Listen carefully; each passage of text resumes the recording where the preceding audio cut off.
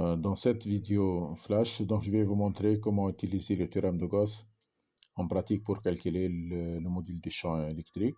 Le théorème de Gauss, il dit que le flux de E à travers une surface fermée égale la somme des charges intérieures divisée par epsilon 0. Les charges intérieures, ce sont les charges qui sont emprisonnées à l'intérieur de cette surface.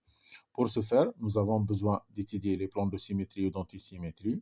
Si nous avons deux plans de symétrie, le E se trouve à l'intersection. Si nous avons un seul plan d'antisymétrie, le champ est perpendiculaire. Alors, il faut que le champ électrique possède une seule composante pour pouvoir appliquer le théorème de Gauss. Il y a d'autres plans de symétrie qui ne passent pas par le point M où on calcule le champ. Ces plans de symétrie servent à déterminer la parité de la fonction.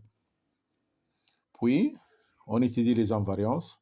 Les invariances, c'est-à-dire on détermine les variables dont dépend le champ, les variables spatiales. Toute translation qui laisse la distribution invariante, ou bien toute rotation qui laisse la distribution invariante, le champ ne dépend pas de cette variable. Donc il faut trouver que le champ électrique possède une seule composante. Donc il a une seule composante et une seule variable. Puis on choisit la surface de Gauss qui doit être fermée, qui passe par le point M où on calcule le champ. Il faut que le module de E soit constant sur cette surface et le produit scalaire EDS soit est égal à E fois ds tout court, ou bien qu'il est égal à 0. C'est-à-dire que la normale à la surface S doit être parallèle à E ou bien perpendiculaire à E.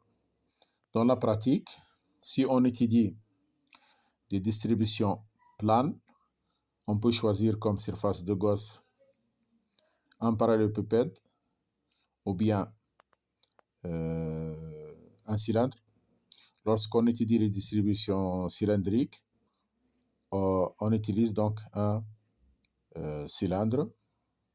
Et lorsqu'on étudie les distributions sphériques, on choisit une surface de Gauss, donc une sphère.